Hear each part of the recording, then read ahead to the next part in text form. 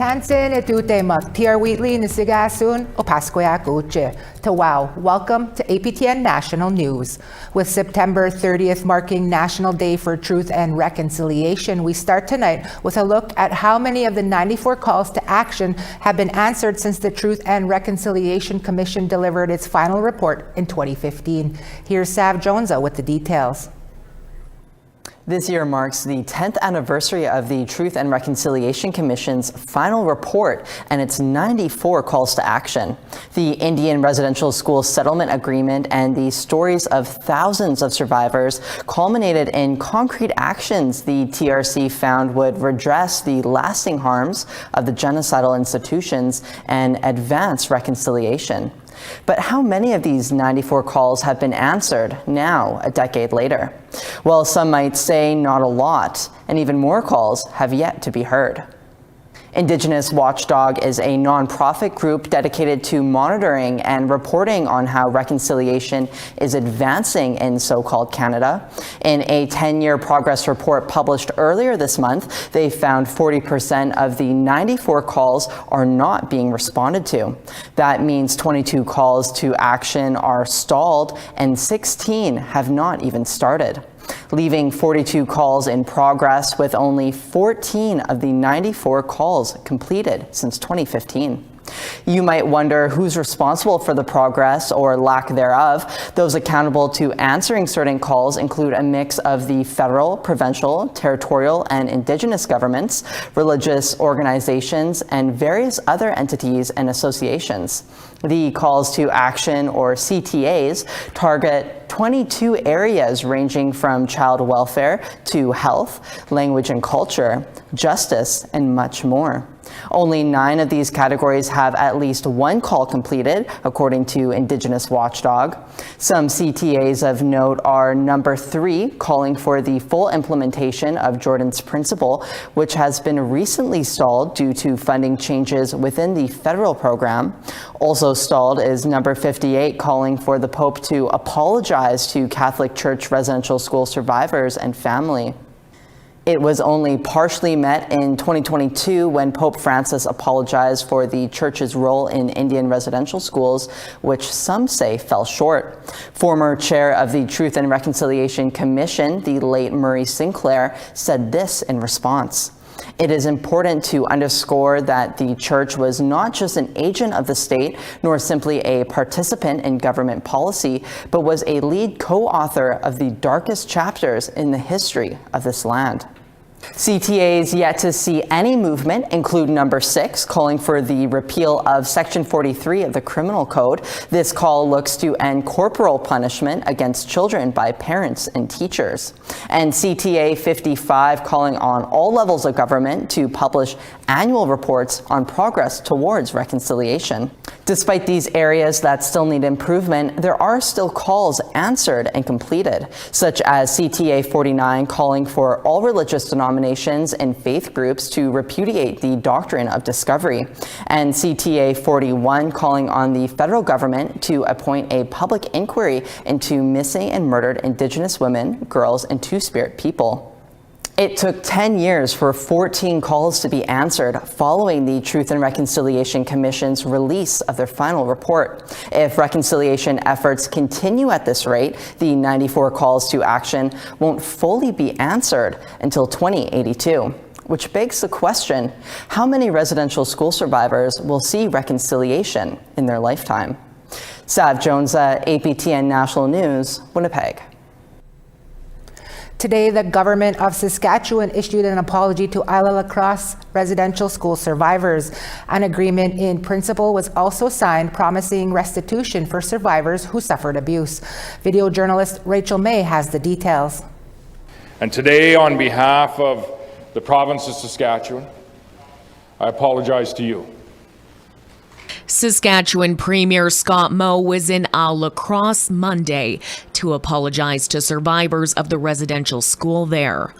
Along with his apology, Moe announced a $40.2 million agreement in principle based on 4 pillars of concern to provide compensation to survivors. Those 4 major pillars are that the former students shared a common experience, that there was individual abuse, that the community requires legacy, healing, wellness, education, language, culture, and commemoration.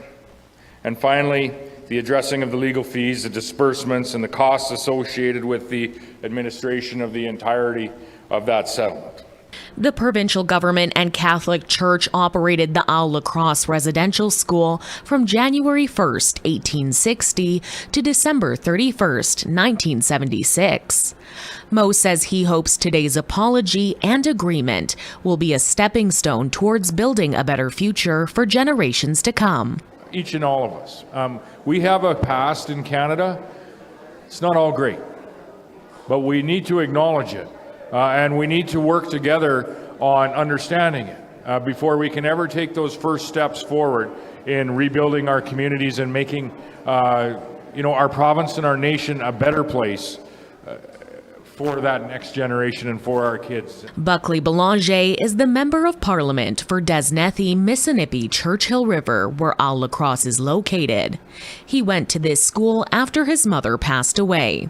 He thanks survivors for their advocacy to ensure that Île-à-Crosse's voice is heard, as the school was not eligible for the Indian Residential School Settlement Agreement. Belanger then shared a message on behalf of the Government of Canada. And that same little guy that was standing at the edge of the rink and sleeping in a really large dorm, he can now say on behalf of the Prime Minister of Canada and the Government of Canada, I am pleased to see the Île-à-Crosse residential school file finally completed from the province's perspective. In March 2025, the Government of Canada signed an agreement in principle with Île-à-Crosse survivors to support investments in commemoration, healing, language, and culture. Rachel May, APTN National News, Saskatoon. September 28 marked 5 years since the death of Joyce Echaquan. The Atikamekw woman from Manawan, Quebec, was denied proper health care. Joyce's principal office held a tribute to Echaquan over the weekend. As Savannah Craig reports, some disagree with the way the Quebec government has responded over the past 5 years. J'ai juste ouvert 2-3 secondes puis j'étais pas capable. Senator Michelle Odette remembers her reaction while watching Joyce Echaquan's livestream in 2020. Amidst severe pain, Echaquan livestreamed the racism she experienced from nurses at Joliette Hospital hours before her death. En attendant qu'on utilise les systèmes. Odette participated in a conference commemorating 5 years since Echaquan's death. The framework of this plan is rooted in Joyce's principle, where panelists address what's changed and not changed when it comes to Indigenous peoples' equitable access to health care. The rage that I felt that day or that night and the following days, it's still present, it's still inside of me. Justice for Joyce! Justice for Joyce! Justice for Joyce! One of the responses to Echaquan's death is Joyce's principle. It calls for all Indigenous people to have equal access to social and health services without discrimination. Since Echaquan's death on September 28, 2020, some institutions have adopted this principle, including the Quebec College of Physicians. But the government of Quebec has not. Joyce, c'est notre George Floyd. Then Quebec Liberal Party critic for Indigenous Affairs Gregory Kelly fought for the adoption of Joyce's principle in Quebec's National Assembly 2 months after Echaquan's death. And it was rejected, mostly because of 2 words, systemic racism. Quebec still refuses to acknowledge the existence of systemic racism in the province. Lorsqu'on parle de racisme systémique, on n'a pas la même vision. Minister responsible for relations with First Nations and Inuit, Ian Lafreniere, was unable to speak with us in a video interview. But his office told APTN News some people fixate on the term systemic racism, while Quebec believes the root cause must be attacked. In an email, press officer for Lafreniere's office, Maxime Tardif, said, "We have integrated several key elements of Joyce's principle into Bill 32 on the implementation of cultural safety in the healthcare system. We also conducted 2 major awareness campaigns on Indigenous realities in order to better inform and raise awareness among the entire population." For Michelle Odette, Quebec has not done enough. I hope that we change for a new government that will embrace Joyce's principle And right away after embracing, recognizing that there is systemic racism, not only discrimination, but racism.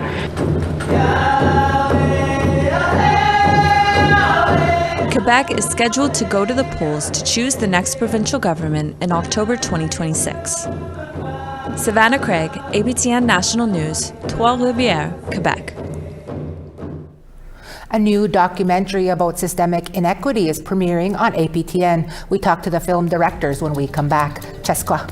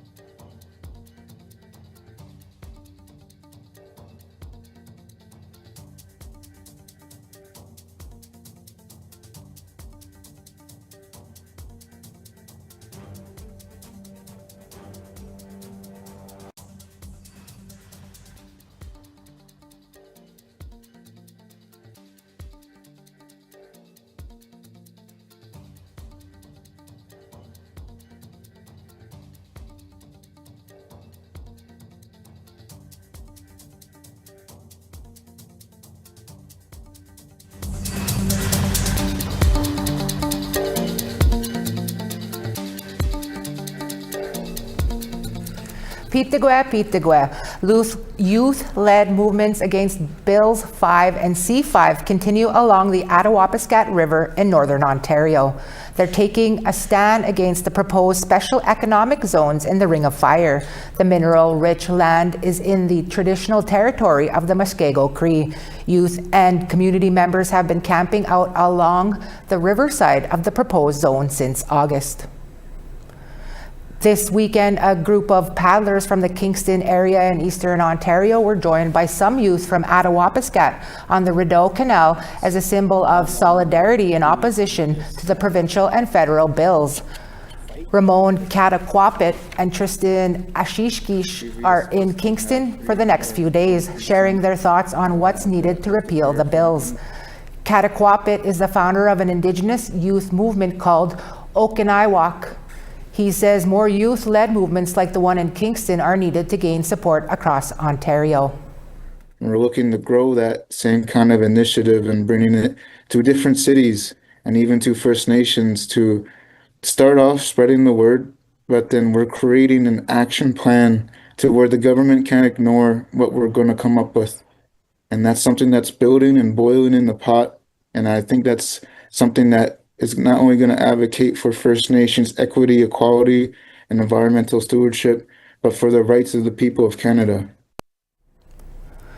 The current Yukon government has given what is likely to be its final update on the Eagle gold mine. That's because a territorial election must be called this week. A heap leach failure in June 2024 at Victoria's Gold's Eagle gold mine in central Yukon caused cyanide to spill into the surrounding environment. The government says it's working to implement all of an independent review board's recommendations to enhance design operations, safety, and improve regulatory oversight. Officials say other work includes management and treatment of water on site, like installing additional groundwater wells and repairing a water storage pond. They also note concentrations of contaminants is declining in groundwater. John Stryker is the Yukon's Minister of Energy, Mines and Resources. I'm confident that whoever takes on this role next, regardless of political stripe, will need to continue this important work and build on the progress we've already made. We all agree that we need to update our legislation to reflect modern-day treaties, to protect our environment, and to ensure a sustainable, responsible mining sector. The Yukon's future is counting on it. According to territorial election rules, an election must take place on or before November 3rd of this year. A new documentary set to premiere on APTN takes viewers behind the curtain and into the quarters of systemic inequity, from the Indian Act to residential schools to modern-day family separation, to reveal the true face of a nation. The Good Canadian will debut as part of APTN's special coverage on the National Day for Truth and Reconciliation. The film is co-directed by Lena Minifee and David Paperny. Christina Echaquan spoke with them earlier. Lena and David, thanks so much for being here. Lena, we'll start with you. The Good Canadian is described as part investigation, part real-life horror story, and part national reckoning. What can viewers expect for this? That's a great question. I'd say it's one of the first big idea Indigenous films done by a partnership with a settler filmmaker, David, who's a seasoned journalist, and myself, exploring where we're at 10 years after the Truth and Reconciliation Commission, as well as where we're at today, when the lives intersect, when non-Indigenous and Indigenous lives intersect, what happens with casualties and fatalities to our people still, and it's still happening today. So that's kind of what we're digging into. And we go through different sectors. We talk about healthcare, education, social work, and the justice system. Very interesting indeed. David, we'll start with you next. You spent 4 years working on the documentary, dealing with harrowing subject matter like child apprehensions. Were there things that you heard or saw that shocked you? Thank you. Yes, a lot of what I discovered shocked me very, very much. To realize from the first-hand interviews we did with people, often non-Indigenous people, working with Indigenous patients and students and in the system, just how awful things are today. The footage we have of a newborn baby being snatched from a hospital despite an order to allow the baby to stay with its mother was just one of many shocking scenes that I was, along with Lena, able to document and put on for this film. And Lena, as an Indigenous woman, did making the documentary have an impact on you personally? I mean, I would have not made the documentary or joined this gigantic feat of a 4-year project without it already having an impact in my life. As we know, as Indigenous people, we're affected through systemic oppression and racism our entire lives, which non-Indigenous people, I don't know if they can get their head around this. I think the documentary does the job of that. but from birth to school to high school, college, and then we give birth and then if we want to get land or try to get our land back and live like we used to, every single part of our life cycle is interrupted or intersects with different departments and systemic oppression. So it already affected me before I even started this documentary, which is why we made it. Yeah, definitely a long time coming. And David, the film will premiere on September 30th on APTN and CBC. What are you hoping viewers will take away? Good question. We tried to show that not only is the genocide happening in Canada now, but that we are all, us non-Indigenous, us settlers, we are all complicit. Even our silence is complicity.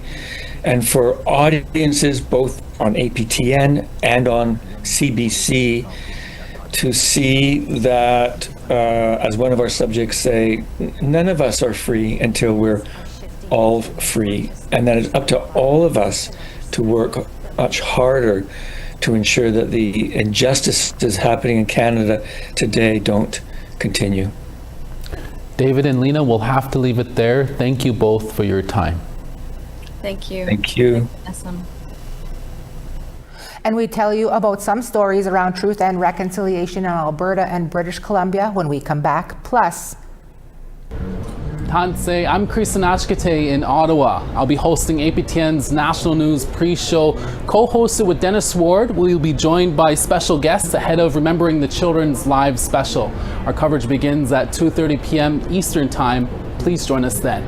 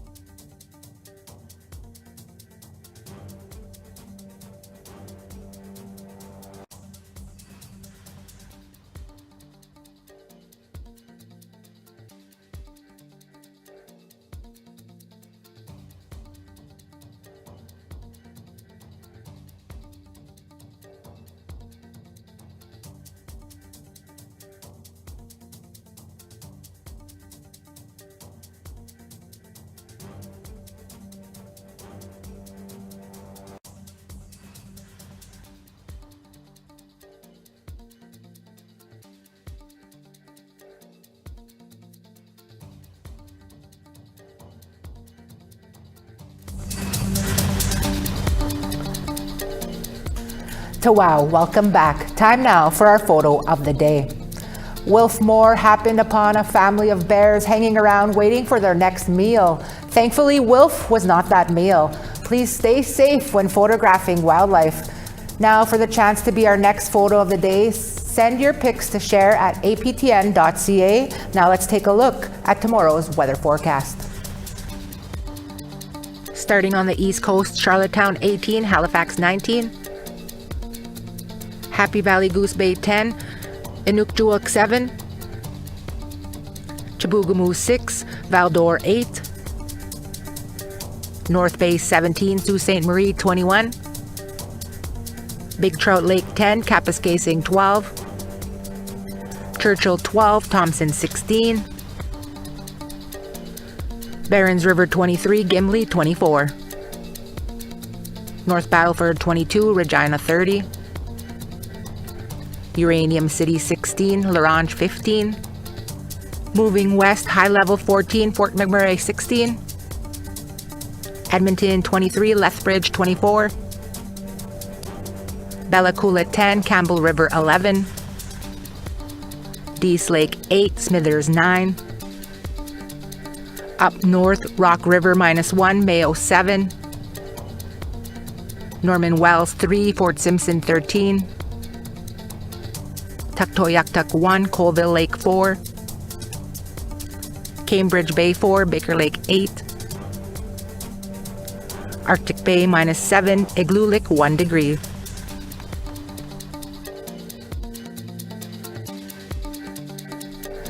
Dozens of supporters were wearing orange shirts Monday morning on the Samson Cree Nation an hour south of Edmonton. Elders and youth walked about 4 kilometers to honor the lost children and survivors of residential schools.